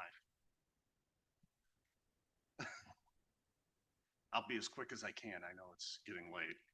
And especially the first part of this, I think most of you have at least seen me present, if not seen it online. But because the first part of this just has to do with what the ordinance actually says, I'll go through it quickly. That hasn't changed in years. It hasn't been amended in years. I am Dan Hanlon. I'm your ethics advisor. I think I've talked with most of you over the years. The Ethics Commission's led by the Chairman, John Demling, retired DuPage County Judge. Responsible for the ethics compliance is the Chairman, along with the other members of the Commission, Todd Benson, Ted Donner, Nancy Chen, and John Fiati. I believe we currently have a full Ethics Commission, which we hadn't had in a while. There were some people leaving and spots being filled. Ethics investigator is William Warbeck, and I am your ethics advisor. Role of the Ethics Commission. It meets to discuss ethics-related issues. It conducts evidentiary hearings on formal complaints brought by the Investigator General. You may remember last time I told you that there's never been a formal evidentiary hearing, and that still is true. There's never been a complaint brought before the Ethics Commission that has gone to hearing. They have conducted a couple practice hearings, but that's as far as it's gone, which is a good thing. It means the ethics ordinance is doing its job. The Ethics Commission, if it was to have a hearing, would rule on the complaint, issue recommendations for disciplinary action, and it can impose fines up to $5,000. All right, the role of the Investigator General. Essentially, the Investigator General is a detective for the county with respect to ethics. He can conduct investigations. He can actually request that subpoenas be issued to compel document production, to compel evidence or testimony. The Ethics Investigator General provides written notice of any allegations it receives and writes to the accused. If there is a formal complaint, he has to provide a update to the Ethics Commission every 30 days. If there were a point where the Ethics Commissioner or the Ethics Investigator determined that there was a violation, he could present a formal complaint to the Ethics Commission. And then if the Ethics Commission allows it, there would be a hearing that the Investigator General would then present evidence as if they were, for example, a state's attorney or prosecutor. If there is a complaint, it's got to be in writing and directed to the Investigator General. I believe there's a form online, but it's not required to be in that form. It can be an email, and generally it is an informal email that might be sent to the Ethics Investigator's email address. The Investigator General will then review the complaint and determine if the person accused of a violation is a subject of the ordinance and whether the acts or acts complained of are covered by the ordinance. Oftentimes, these complaints have nothing to do with the county's ethics ordinance. Sometimes they don't have anything to do with elected officials in any level of government. They're just generally people complaining about other people that the Investigator General has to let them know right away that this does not qualify under the ethics ordinance. If there is a complaint that could be brought to a different organization or a different body, the investigator general can assist the complainant in filing that with the appropriate agency. If the investigator general can't proceed with the investigation, they must inform the complainant, the respondent, and the ultimate jurisdictional authority. So essentially the respondent's supervisor or boss of the existence of the complaint.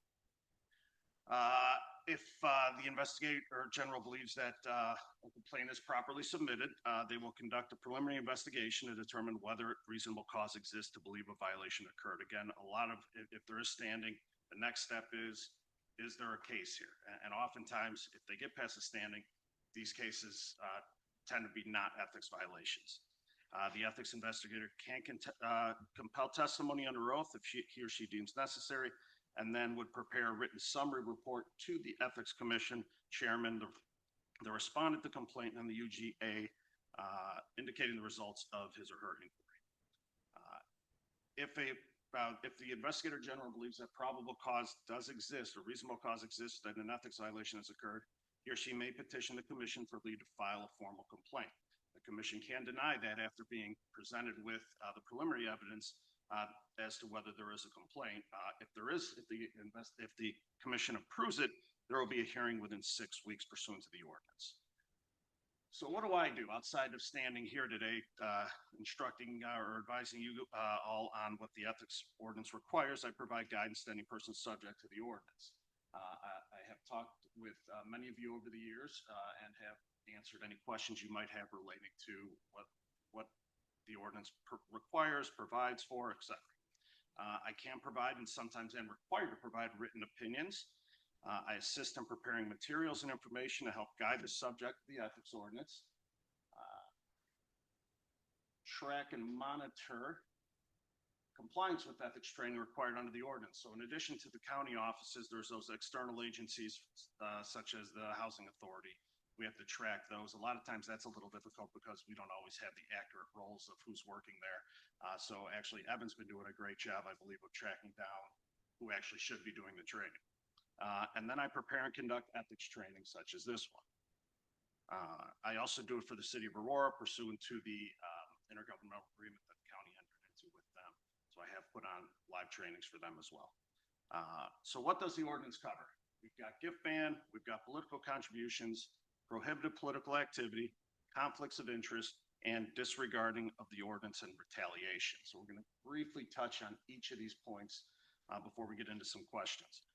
Gift ban, as some of you may recall, is essentially prohibits any of you from accepting a gift from a prohibited source. Prohibited sources are generally anyone who's doing business or seeking to do business with the county. Prohibited gifts, there are some exceptions under the ethics ordinance to what a prohibited gift is. Those include gifts in any calendar year with a cumulative value of less than $100, also $75 for a meal on any given day, but it has to be consumed on site. So you can't take a to-go package. It's got to be consumed at the dinner, the event, wherever you're at. And that's a per day. Value of the gift. This is something that is not defined in the ordinance. It's sometimes hard to determine value. It really depends on the circumstances, what the gift is, when it was given, etc. If you ever have any doubt or any questions, just let me know. And the other underlying or overriding theory or theme of the ethics ordinance is even if it complies technically with the ethics ordinance, you got to pay attention and be wary of how other people might perceive it. So if you're ever in doubt, it's better to get an opinion from me so you have that as your backup to say, hey, the ethics advisor told me this was okay. Political contributions. Campaign contributions may not be solicited, offered, or accepted on public property. Procurement must request a listing of campaign contributions to county officers from any vendor with more than $25,000 in county contracts. And it requires compliance with Section 9-8.5 of the Election Code and the limitations for political committee campaign contributions. I believe these are the up-to-date numbers for political campaign contributions. Somebody can correct me if I'm wrong. You all might be more familiar with this than I am, but it's $7,300 from an individual, $14,600 for a corporation, labor organization, or association, 72(8) from a candidate political committee or political action committee, and there is no limit from a political party committee unless the candidate is seeking nomination in a primary, and those limits vary depending on the office sought.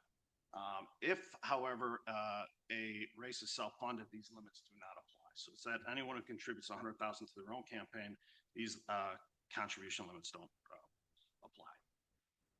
Okay, prohibit political activity. In general, employees are prohibited from engaging in certain political activity during compensated time. Most prohibited political activity is going to involve fundraising activities and meeting planning, electioneering. No person can require an employee or reward an employee for participation in political activity, whether it's during compensated time or not compensated time. Certainly not during compensated time, they're not even allowed to do it. But you can't reward them or punish them for either participating or not participating. No person subject to the ordinance may use public property or resources in connection with any prohibited political activity. And again, no solicitation on campaign contribution or campaign contributions on public property. As you may recall from last year's hypothetical, it is not a violation if it's public property that is being rented by a political campaign committee, etc. Conflicts of interest. Conflict of interest exists whenever official action could result in the personal advantage or disadvantage to a person. Officers and employees must avoid conflicts of interest. You're required to disclose in certain instances financial interests. You're required to disclose future employment offers. You're required to you're required to disclose prior employment relationships, and you cannot use inside information. So if there is a conflict or you believe there might be a conflict that you're facing, the best and the required course of action is to notify me in writing. Again, an email is sufficient. I'll post my email up at the end. It's on the county's website. I'll review the matter and I'll issue a written opinion on the conflict as to whether there is or is not a conflict, and then I will maintain a copy of that. If you may recall, I am essentially your attorney, so anything you say to me is protected by attorney-client privilege unless you decide to waive that by showing somebody my opinion to them.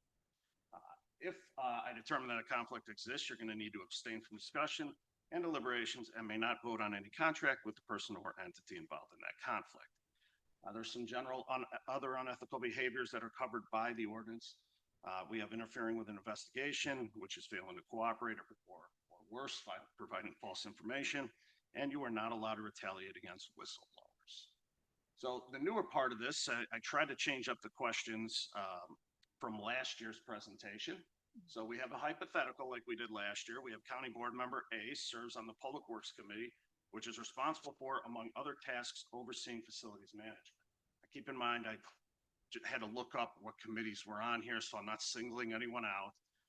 So Mr. Zay, the county is looking to replace the roofs on several public work buildings and has sought bids to complete this work. Now, I'm hoping that that's what the Public Works Committee would do. Otherwise, this makes no sense, but let's assume that's what they do.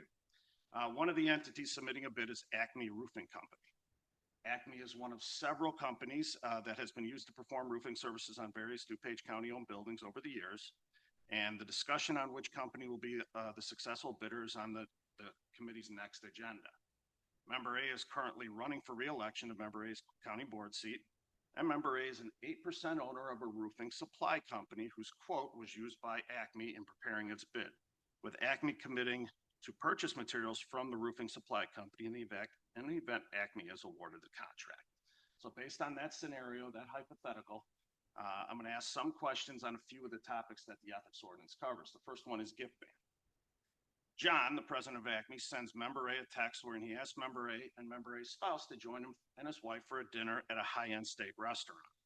Member A and Member A's spouse frequent this restaurant often and generally spend around $150 on their meal, so they have an idea of what this meal is going to cost. Which of the following is true? A, the ethics ordinance allows for $175 in total gifts, food, and drink in a calendar year, so the dinner will not violate the gift ban section of the ordinance. B, the gift ban section prohibits the acceptance of this meal because it exceeds $75. C, the ethics ordinance allows Member A to accept the meal as long as Member A reports the meal as a campaign contribution. Or D, Member A's spouse is not subject to the ethics ordinance, so his or her meal does not count toward the total meal allowance for Member A. A, B, C, or D?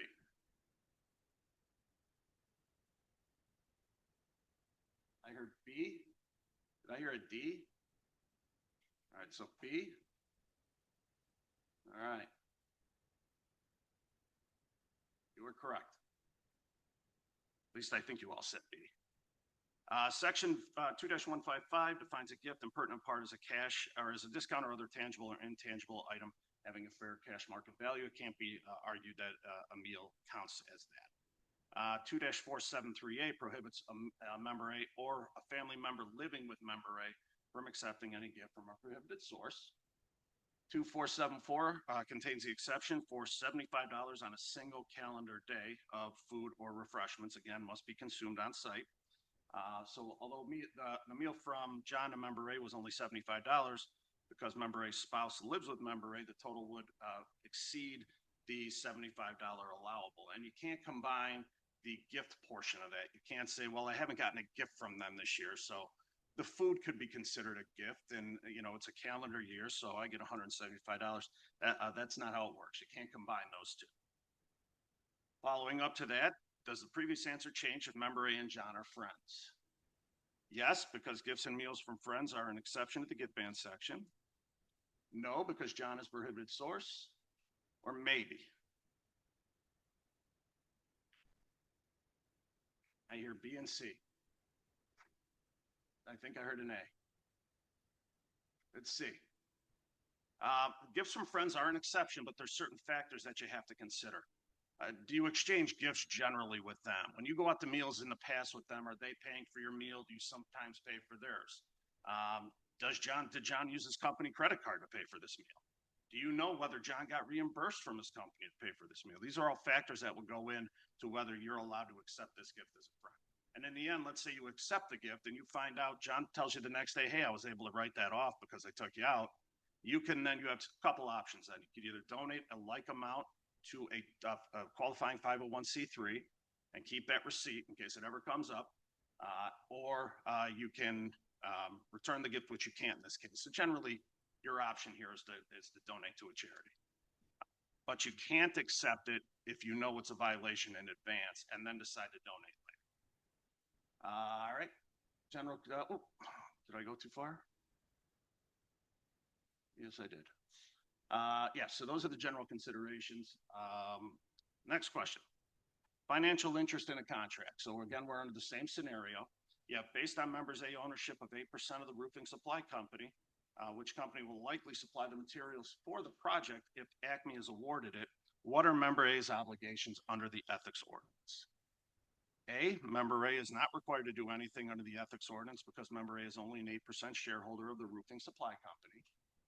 B, member A is not required to do anything under the ordinance because the roofing supply company is not a party to Acme's potential roofing contract with the county. C, member A should disclose that member A is a minority shareholder of a roofing supply company, which is expected to be the supplier of the contract. And member A should subsequently recuse himself or herself from further discussions and voting on the contract. Or D, member A should resign member A's county board position.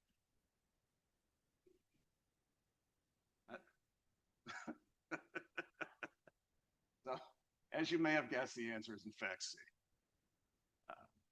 2479 provides that all officers subject to the ordinance shall disclose their financial interests and holdings in any business seeking relationship with the government entity in which the officer holds office where such person has an ownership interest of 7.5% or greater.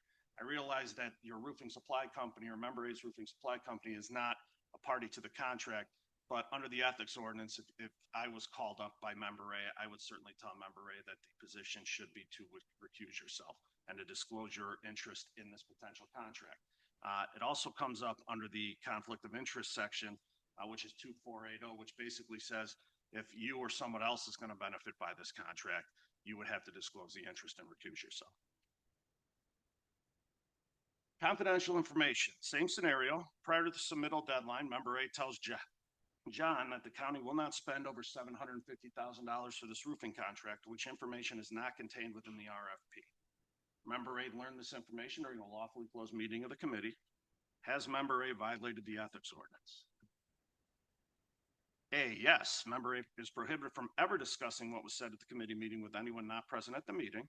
No, member A did not violate. Member A has the right to disclose any information learned by member A to the general public. C, member A did not violate because the information has not been important to, it was not important to Acme in preparing its proposal. Or D, there was a violation and that the ethics ordinance prohibits intentional disclosure of information discussed during a meeting lawfully closed under the Open Meetings Act.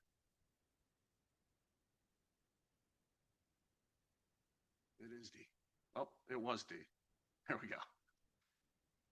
2484A of the ethics ordinance provides that no person may intentionally disclose or use for his or her benefit or the benefit of another any information acquired in the course of official duties which is not available as a matter of public record or knowledge. Section 2484C further provides a person subject to the ordinance or prohibits a person subject to the ordinance from intentionally disclosing information discussed during a meeting lawfully closed pursuant to the Illinois Open Meetings Act. And 4A4C also does not give a person discretion in determining what can or can't be disclosed. So if it's closed and not open to the public, you can't disclose it. Yes, sir.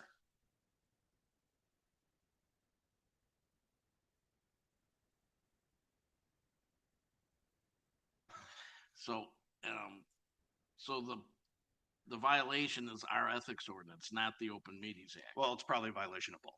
Well, because I keep on reading stories about people who supposedly say things that were in closed session, other governmental entities, but there's no penalty because it's only the Open Meetings Act. And the attorney keeps saying, yeah, they violated, but there's no penalty for violating the Open Meeting. Well, in DuPage County, you can be, a complaint can be brought against you. The investigator general will then investigate it, submit a complaint to, or submit a case to the commission, and a hearing could be had as to whether you violated the ethics ordinance for that. Yes. And So let's say you violate it, so what? What happens? It's punishable up to $5,000 fine.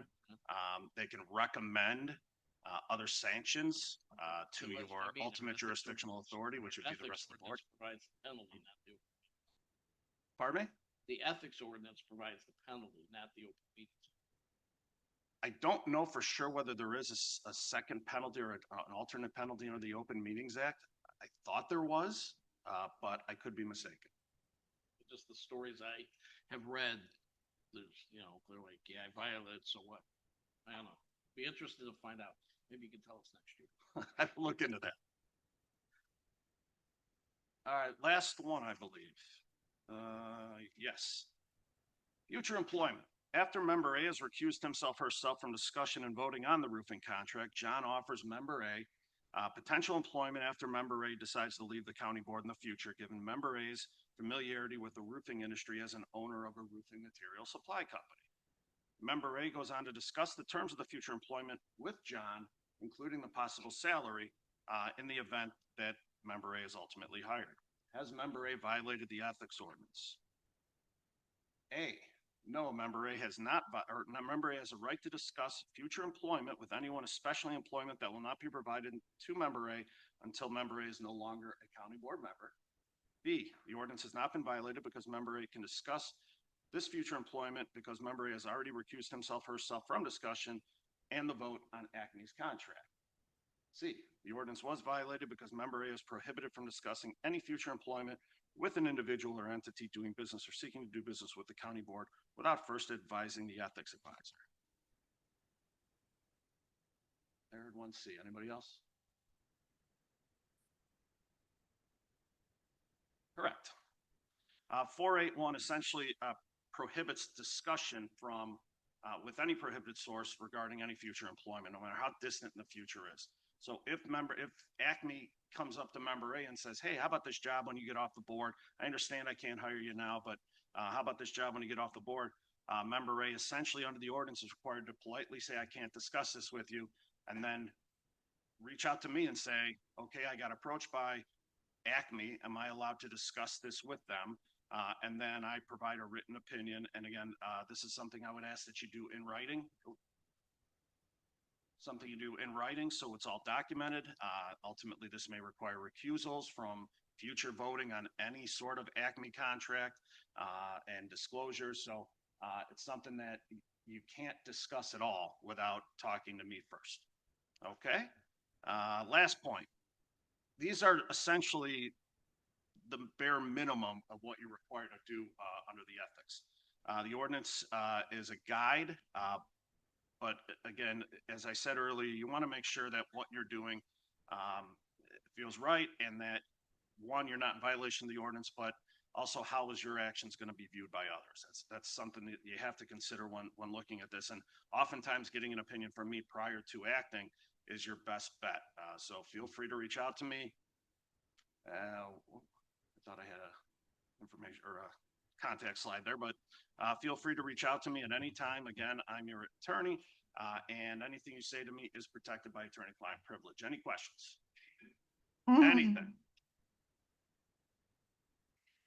Okay. Thank you all. Thank you. Thank you. Okay, I'll take a motion. All in favor? This meeting is adjourned till Tuesday, September 8th, 2026 at 7 a.m. 7 p.m. Oh, 7 p.m. That's our, guys, don't forget, it's our night meeting after Labor Day. Oh, but yeah, special call